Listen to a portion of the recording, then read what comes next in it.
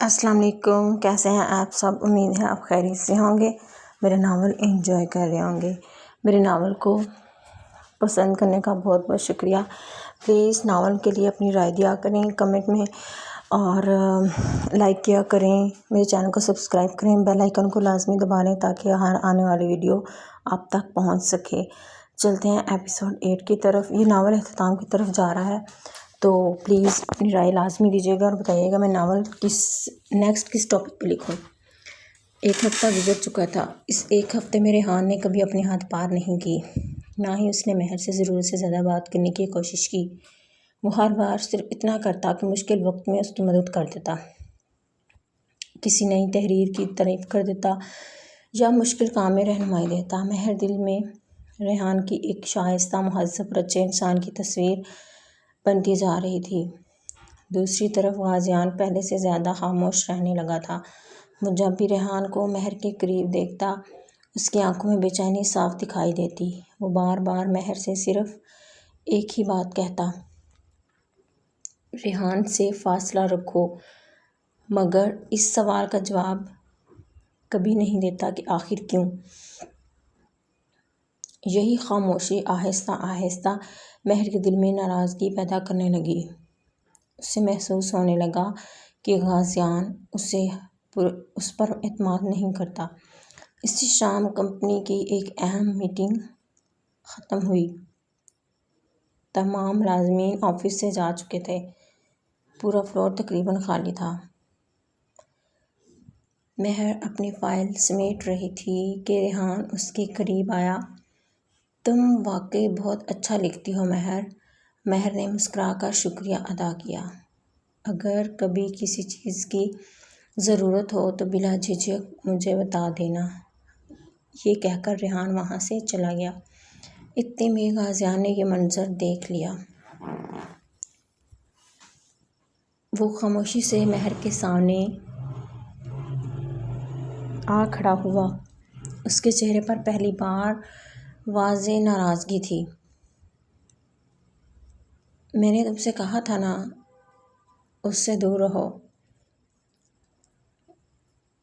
مہر نے بھی پہلی بار سخت لہجے میں جواب دیا۔ اور میں نے بھی کہا تھا، مجھے وجہ چاہیے۔ ہر بات کی وجہ نہیں بتائی جاتی۔ کیوں نہیں بتائی جا سکتی؟ مہر کی آواز بلند ہو گئی۔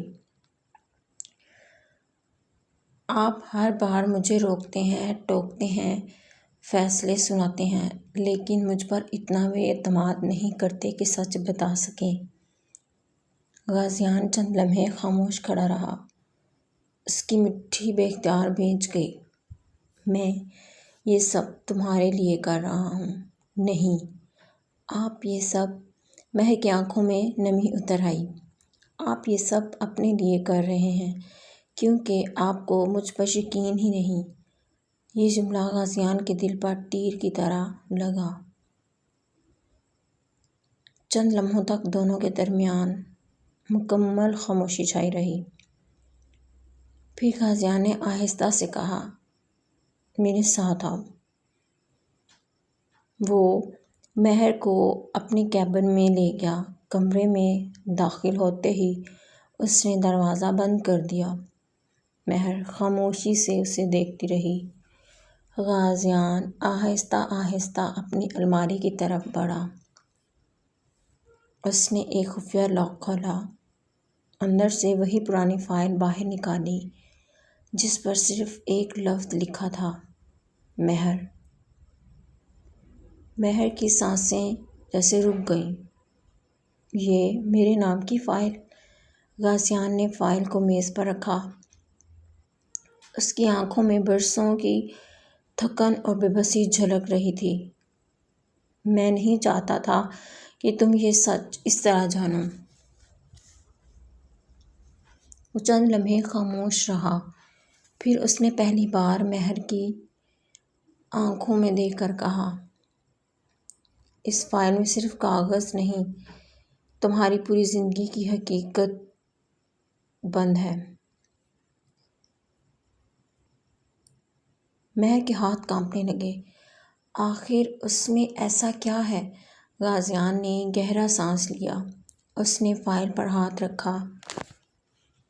آج میں تمہیں ہر وہ حقیقت بتاؤں گا جسے برسوں سے تم سے چھپاتا آیا ہوں۔ اس لمحے کیبن کے دروازے کے باہر ایک سایہ خاموشی سے کھڑا تھا۔ وہ ریحان تھا۔ اس کے لبوں پر ہلکی سی مسکراہٹ آ گئی۔ وہ دھیرے سے بولا، آخر کار کھیل اپنے آخری مرحلے میں داخل ہو گیا۔ کیبن میں گہری خاموشی چھائی ہوئی تھی۔ مہر نور کی نظریں بار بار اپنے نام والی فائل پر جا رہی تھیں۔ اس کے دل کی دھڑکن ہر گزرتے لمحے کے ساتھ تیز ہوتی جا رہی تھی۔ غازیان نے دھیرے سے فائل کھولی۔ پرانے کاغذات، چند تصویریں اور ایک زرد لفافہ میز پر رکھ دیا۔ یہ سب تمہارے والد کی امانت ہے۔ مہر کے ہاتھ بے اختیار کانپ گئے۔ میرے ابو کی؟ غازیان نے اس بات میں سر ہلا دیا۔ ہاں۔ اس نے ایک پرانی تصویر مہر کے سامنے رکھی۔ تصویر میں دو نوجوان مسکرا رہے تھے۔ یہ میرے والد ہیں اور یہ تمہارے والد۔ مہر کی آنکھوں میں حیرت اتر آئی۔ یہ ایک دوسرے کو جانتے تھے؟ غازیان کی آواز دھیمی ہو گئی۔ صرف جانتے نہیں تھے، وہ ایک دوسرے کے سب سے اچھے دوست تھے۔ مہر خاموشی سے تصویر کو دیکھتی رہی۔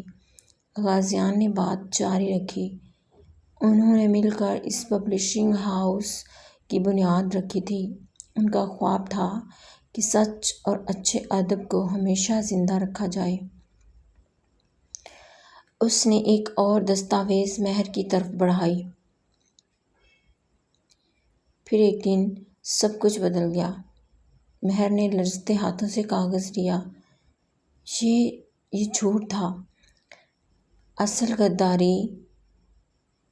وہ چند لمحے رکا۔